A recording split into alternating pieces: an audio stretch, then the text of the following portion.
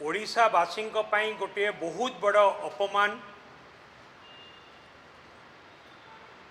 कि पंचायत राज दिवस को मार्च 5 तारीख रु एप्रिल 24 तारीख को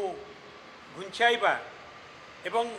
मार्च 5 बदल में एप्रिल 24 तारीख रे पंचायत राज दिवस ओडिशा रे पालन होबो बोली राज्य सरकार को निष्पत्ति ये गोटे बीजेपी रो राज्य सरकार गोटे हीनमन्यता बिजू बाबूंकर एही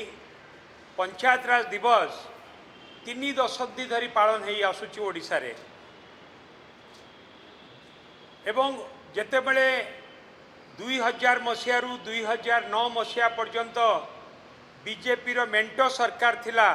सेतेबेले मध्य आमे ओडिशा रे मार्च 5 बिजू बाबूंक जन्म जयंती दिन पंचायत राज दिवस पालन करी आसुथिलु। बिजू बाबू जड़े स्वाधीनता संग्रामी थिले, जड़े राष्ट्रनीतिज्ञ थिले एवं भारत वर्ष रे सी एपरी एक नेता थिले जहाँक मृत्यु रे जहाँक देहांत रे 3 गोटी देशर पताका तांको उपरे पका जाइथिला एवं ओडिशार विकासर विश्वकर्मा थिले बिजू बाबू एवं सही परि जने महान व्यक्ति तांकर जन्म जयंती रे आमे मार्च 5 रे प्रत्येक वर्ष पंचायत राज दिवस पालन करूँ एवं बिजू बाबूंक जन्म जयंती रे पंचायत राज दिवस पालन करिवार कारण होउछि कि समग्र भारत वर्ष रे त्रिस्तरीय पंचायत राज व्यवस्था बिजू बाबू ही आरंभ करथिले। भारत वर्ष रे प्रथम नेता बिजू बाबू जे कि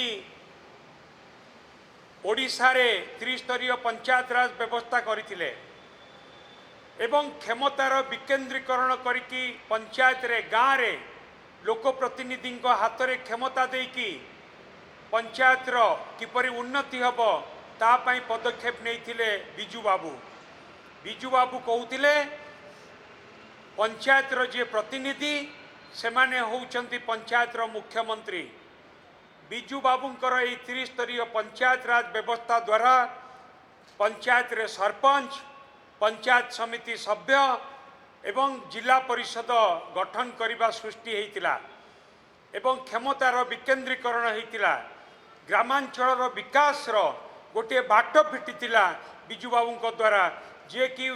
प्रथम समग्र भारत वर्ष रे बिजू बाबू ही प्रथम व्यक्ति जे ओडिशा रे पंचायत राज व्यवस्था आरंभ करथिले। त्रिस्तरीय पंचायत राज व्यवस्था केवल सेतिकी नुहे,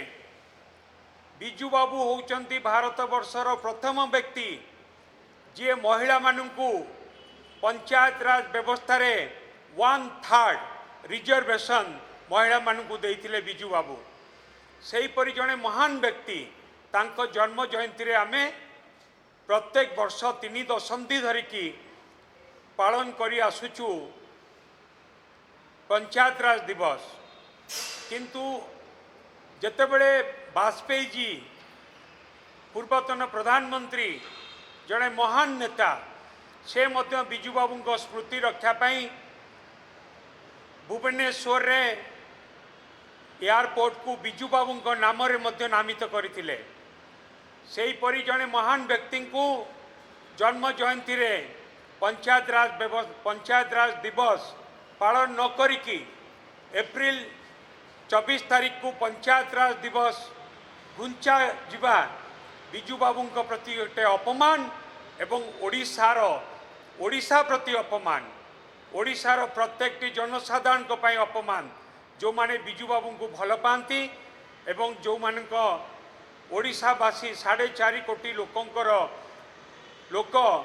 बिजू बाबू हृदय रे एवं 4.5 कोटी लोकंक हृदय रे बिजू बाबू तांको प्रति जो अपमान करा जायछि आज ओडिशा प्रति अपमान करा जायछि। ये होउछि बीजेपी रो गोटे हीनमन्यता। जे पर्यंत राज्य सरकार ए निष्पत्ति परिवर्तन न करिवे से पर्यंत आमे चुप रहिबुनी ଏବଂ ଏହା ପ୍ରତିବଦଳରେ ଆମେ ଲୋକଙ୍କ ପାଖକୁ ଯିବୁ, ଦରକାର ପଡ଼ିଲେ ଆମେ ରାଜରାସ୍ତାକୁ ଯିବୁ।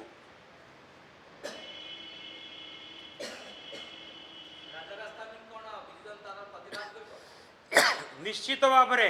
କେବଳ ବିଜୁ ଜନତା ଦଳ ନୁହେଁ, ଓଡ଼ିଶାର ଲୋକ ଏହାକୁ ପ୍ରତିବାଦ କରିବେ।